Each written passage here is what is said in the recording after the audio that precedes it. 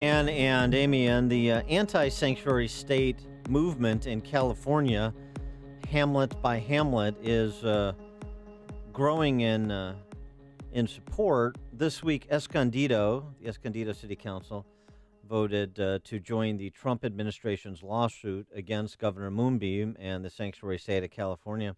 And listen to what one gentleman had to say while addressing the city council prior to their vote. If we can. Let's try this. I speak to you as an immigrant myself. I came to this country 45 years ago with me and my mother, okay? 45 years ago, we were not offered sanctuary.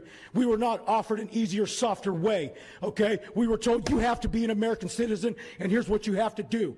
And we did it. We worked hard, and we put in our time, okay? And I now have a piece of paper hanging on my wall called a naturalization certificate that says I am a proud United States American citizen. And if I can do it, every single person that's a dreamer in this room can do it. Every person that's undocumented in this room, they could do it too. And I wonder if that sentiment and the movement among some California municipalities didn't inform Trump going off script in West Virginia yesterday when he did it his way. Yeah, and talking and revisiting in no uncertain terms immigration as central to his policy agenda. For more on this, we're pleased to be joined by our friend Bret Baier, Fox News anchor, of course, a special report, author of the book 3 Days in January: Dwight Eisenhower's Final Mission. Bret, thanks for joining us. Appreciate it. Good morning. What about that? What was your read on Trump going off script and doing his one-man show routine? Yeah, I think it's not that much off script anymore. It is central to his policy agenda. It's central to what I think they think is their equation for the midterm, because they won essentially on immigration, a lot of other issues, but that was the main one. In the election, and I think that they think it's a winning equation. So here's the facts. The facts are the system is screwed up along the border, and the facts are also that the numbers have doubled, almost tripled year to year, apprehensions and turnaways, and that it takes up to 3 years to get a trial if you're apprehended along the border. You have to, and the judges are totally backed up. So there is a kernel of real, honest problems that have to be ironed out with border security, and the president knows that. He is clearly firing up his base, but it's an issue that they really focus on. Well, how many troops or National Guard members is he able to send to the border? Because I'm hearing somewhere from 2 to 6,000. Yeah, 2 to 4,000. Now, remember that these are National Guard troops that can provide logistical support. So basically, they are taking the jobs that the Border Security Patrol would have to do, and they're doing them for the logistic support to enable the Border Patrol to do the direct apprehension activity. That's not something the military does. And going back to California, though, and this sort of very public fight that he has had, that Jeff Sessions has had, that Tom Homan has had with various officials in California, from the governor to the attorney general on down, with some of these resolutions being passed and communities joining the lawsuit against the state of California, and just this whole issue of sanctuary state and sanctuary city, seems to me that they're making a sensible bet, which is that even if you're pro-immigration and pro-path to citizenship and you want to be compassionate to people that are escaping persecution or seeking more opportunity and want to come to this country, sanctuary city, sanctuary state is a bridge too far, and even among a majority of general election voters. Exactly. Listen, that question polls higher than most on where you feel you line up with the Trump administration, not using the word Trump, but just the question, do you agree with sanctuary cities, sanctuary states? Independence, it does not, it tracks high that people don't really sign on to that. They think there should be a a process where the federal government and the state and city governments are working together, not that they're ignoring federal law. Yesterday, President Trump broke his silence on Stormy Daniels. He claims that he didn't know his attorney paid her $130,000. Do you think that's possible? That he didn't know? No. And what about campaign funds? I mean, no, but they're alleging, because they're trying to get him somehow, some way. It's hard to fathom how that all goes down. That Michael Cohen just suddenly takes a loan on his house for $130,000, and the guy that he's representing and is going to be elected president in 10 days doesn't have any clue. It strains credulity a little bit there, don't you think? Yeah.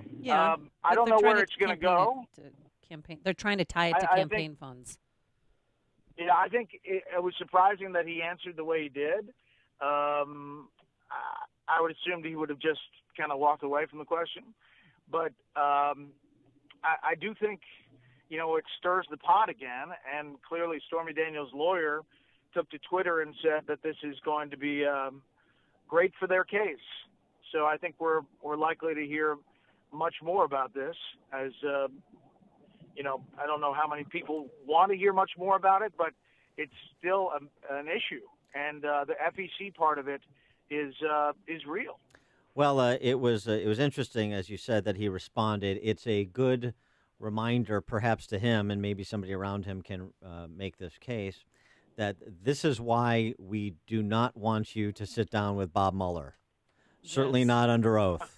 This is Exhibit A in terms of the case against sitting down with Bob Mueller. I want to get to something else, though, this week in the media with the furor that was created over this BuzzFeed hit on Sinclair, and just the idea of and per a Victor Davis Hanson piece in National Review we were talking about earlier in the show, this idea of transparency in media winning out over the fairy tale of objective media. In other words, I come to the table with a particular worldview, and it's there for your consumption, and you can factor that into the news coverage I provide, however you so choose, because I trust the viewer or the reader, rather than this woozy dreamland where journalists at the Amazon Post and everywhere else are objective scriveners of the passing scene with no agenda, no worldview, no opinions on anything. Yeah. Well, I agree with you. I think that's fairy tale. We all have thoughts and feelings, and but the best journalists, you don't know. You don't know because they provide both sides. I think that it's not this whole thing about Sinclair. I think it was creepy to watch that video where they're all reading at the same time, but the substance of what was being said in there was essentially, we're going to try really hard to be fair, and if you don't think we are, write us, give us a call, let us know what you think. Right. I mean, I don't think the message was that ominous or scary. It was kind of like, we're going to try really hard. And I think there are a lot of news organizations who could probably try to say the same thing. Well, and look, the best reporter in D.C. for my money is your colleague Catherine Herridge, and but she doesn't get criticized the same way as some more outspoken kind of opinion analyst hosts like Sean Hannity or Laura Ingraham or whatever, because she does a different job. But this idea, everybody at Fox News is this, and everybody at MSNBC is that, and everybody. I mean, it's just so juvenile. I mean, don't you get sick of it being in the bubble that you're, being in, as a key player inside that bubble? I mean, listen, I've been there 21 years. Wow. I've been fighting this battle every single day. I mean, people paint with a broad brush, and the people who don't watch Fox News, they're most likely the most vocal. And I've told you guys many times, for the critics, I say, watch my show 3 times and let me know what you think, if it was fair. And most say it was. Yeah, you're very balanced, that's for sure. All right, that's good commentary from somebody who's been, as you said, fighting that battle for 21 years, so he knows more. He knows it better than most. Bret Baier, Fox News anchor, of course, special report, 5 p.m. Chicago time, weekdays, and the book, 3 Days in January, Dwight Eisenhower's Final Mission. Bret, thanks as always for joining us. Appreciate it. See you guys. And he joined us on our turnkey.pro answer line. It's like a